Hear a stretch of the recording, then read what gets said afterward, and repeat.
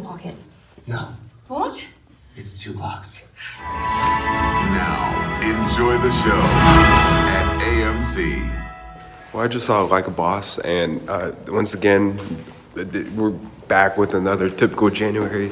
So far, I've seen 3 movies this January, except 1917 was a 2019 movie, so technically this is my second 2020, or actually my third actually, because I saw a test screening to a movie that's going to come out next week, which I'll let you guys know later. But technically my third 2020 movie that I watch, and it's just another typical January where it's just filled with nothing but like bad movies. So let's go review this movie at home.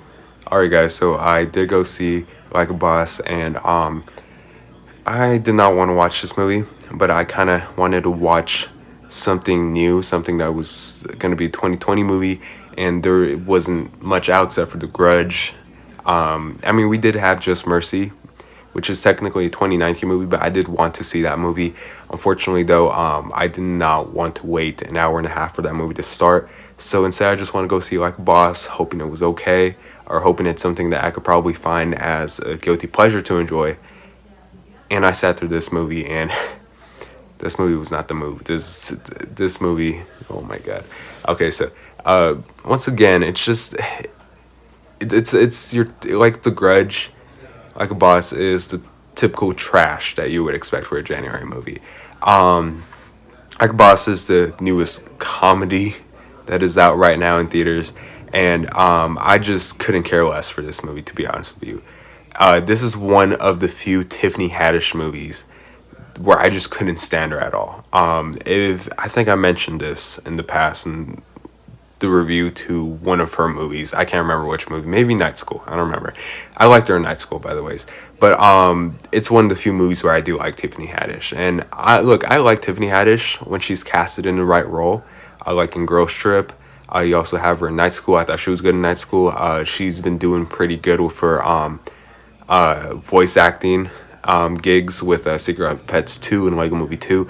But she's only good when she's casted in the correct roles. And this is one of those movies where I just feel like I just couldn't stand Tiffany Haddish at all. It's just one of those movies where she screams every single line of dialogue that she has.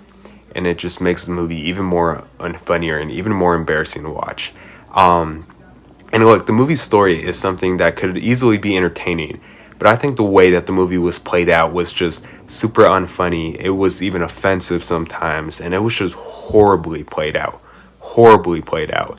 And the movie's comedy here is just super weak. It just really relies on lazy, cheap innuendos and jokes, which, by the way, is almost, I want to say, 99% of jokes in this movie they just fall flat. They really just do. I think I only chuckled at one scene, maybe even 2. I don't really remember that much.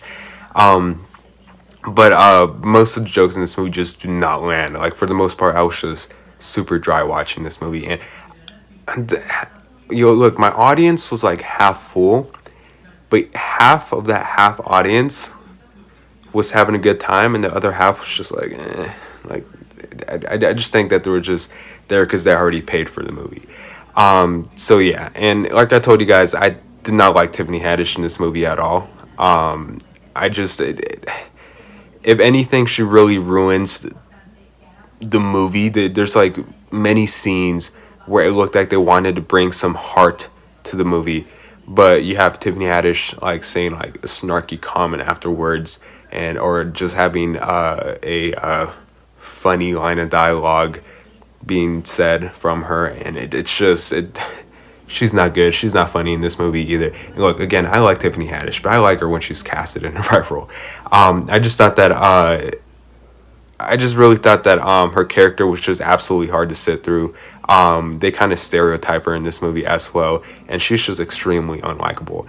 As for the secondary main character, who's played by Rose Byrne, I like her in this movie. I kind of liked her character a little bit, and she is, I don't know, it just kind of really depends. Salma Hayek's also in this movie. She plays the antagonist in this movie, who I guess once you actually see the movie, you could actually understand why Salma Hayek is like the antagonist in this movie. Like you could easily see that, especially from the trailers also. But I think that like they do some like things in this movie with her character, they like some jokes of her and all that that I just like I just found super lazy once again.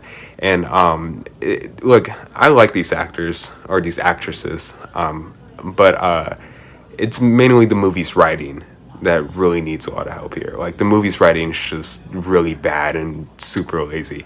Um, and look, overall, the movie's story just has no charm to it. It's super mean spirited, even when there's a message that's clearly trying to be conveyed in this movie. But it's not a good movie. It's not well directed either, not well written. Maybe some of the actors did try, but come on, this movie's just terrible. It really is. I'm sorry. I really don't know who greenlit to release this movie in theaters.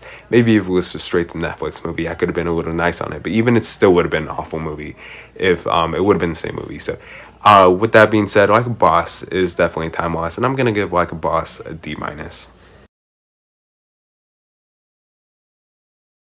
So I guess that the January curse does continue, but I did watch um, a movie that that I saw a test screening for last month, which is going to be my next movie day slash review that I thought was very good. So in a case, maybe if there could be more good January movies released after that, maybe it's not so bad of January after all. So anyways, but yeah, Like a Boss is still a terrible movie. But yeah, thanks so much for watching. Please like and subscribe, and I'll see you guys later. Bye.